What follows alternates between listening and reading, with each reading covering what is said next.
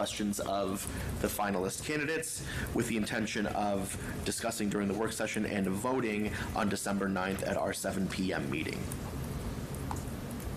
Any discussion, questions? Pushback is also welcome.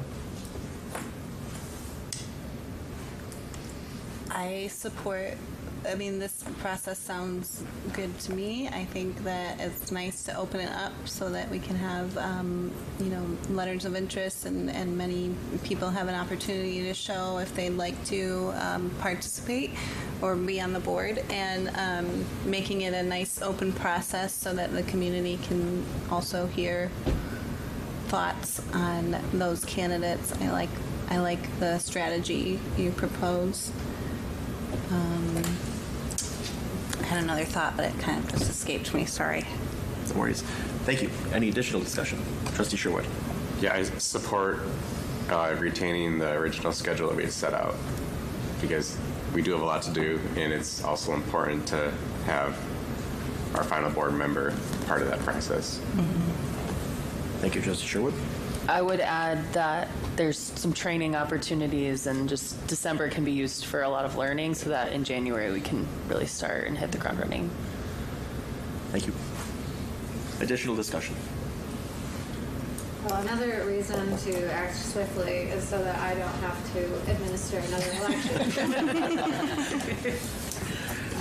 But additionally, do you have any thoughts as our attorney on the proposed process? Any recommendations?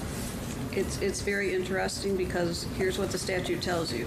Fill the vacancy within 45 days. There's no rules. And boards typically, make some kind of a decision process. Often somebody might, on the board might want to default and go, well, who is the next highest vote getter? That flat out does not have to happen. Whomever it is that you select holds the position for 2 years, and then if they want to retain the position, then they have to run again to retain the position at the November election in 2026. Usually, though, they're running at that point as an incumbent.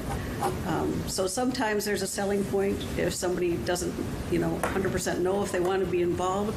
It's a 2-year process appointment instead of a 4-year.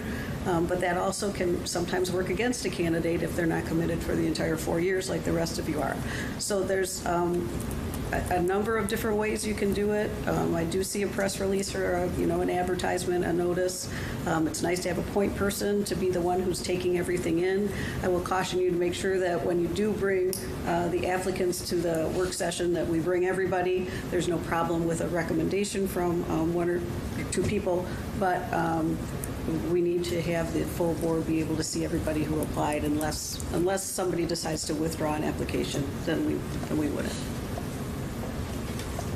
Thank you. So just to clarify, so for bringing candidates to the work session, and I'm noting this for the press release as well, Superintendent Morad, we would need to say then that the Board of Trustees will invite all candidates to the work session on December 9th, Yeah, correct? I think that's appropriate. Okay. If they choose not to attend, that's fine, but it would be nice for the board to be able to meet people. Certainly. And when you did a manager, there was a kind of a weird little narrowing process that was suggested by the headhunter that did it.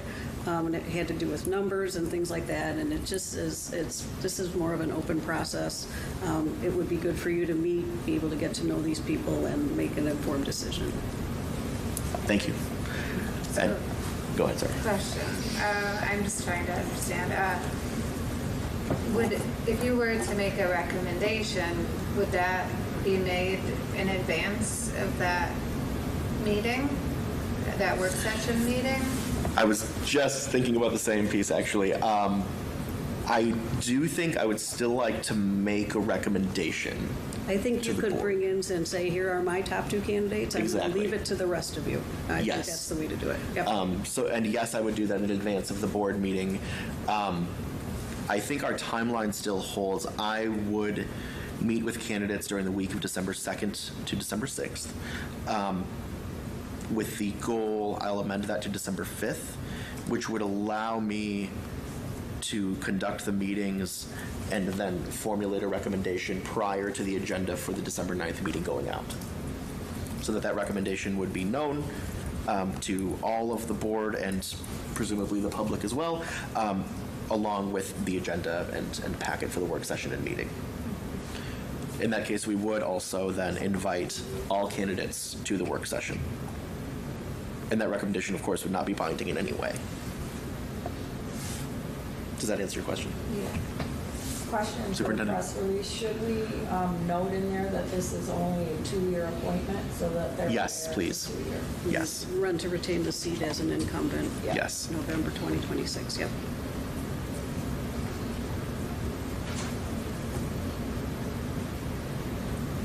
Any other discussion? Seeing none, then I'd just like to clarify for all of us and for our superintendent and legal counsel where we landed on this, and for our public in attendance, that any resident who would like to indicate interest as a candidate for the open or vacant, township trustee position should submit a letter of interest to my office at supervisor@ktwp.org by 11:59 p.m. on November 30th. All candidates will need to be available to meet with me during the time period of December 2nd to December 5th, at which time I will meet with all candidates, form a recommendation for the board, and forward all submitted materials to the board. The Board of Trustees will then invite all candidates to the 5:30 p.m. work session on December 9th, and we will plan to vote on an appointment at the 7 p.m. meeting on December 9th. Any, before the press release, Superintendent Board, any questions or concerns can also be submitted to my office, email, and phone number as well, please. Thank you.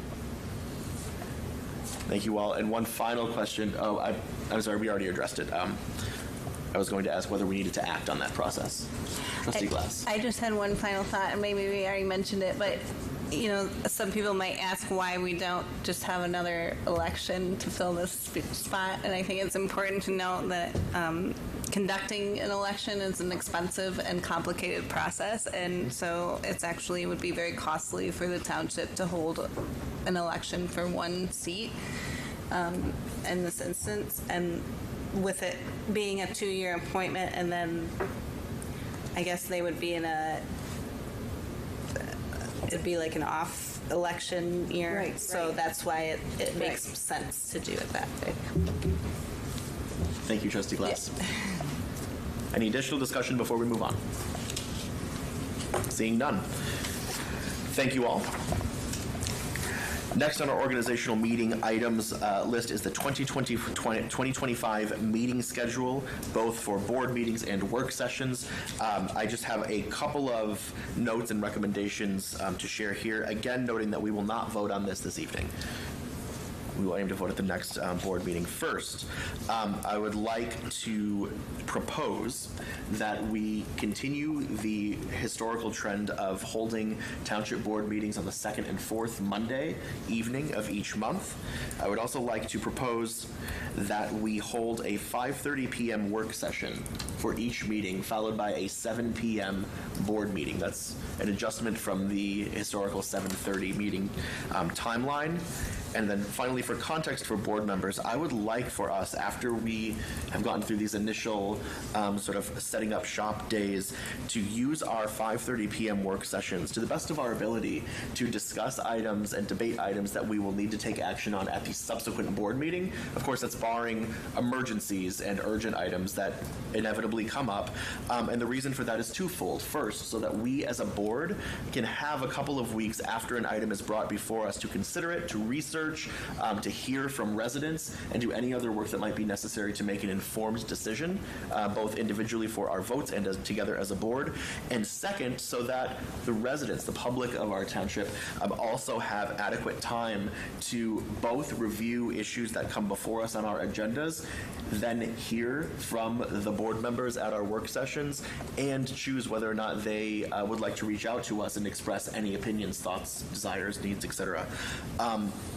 So there's that piece. Along with this, I will say we will also need to vote at our next meeting on a zoning board of appeals meeting schedule and a planning commission meeting schedule. So finally, before I stop talking on this, my proposal is that should we agree on the meeting schedule I just described or something similar, then I will work with Superintendent Morad over the next 2 weeks to put that schedule in writing, accounting for things like holidays, which would force a meeting off of a Monday, bring that along with a ZBA and Planning Commission schedule to this board in writing for December 9th, at which time we could vote. Again, we'll open for discussion.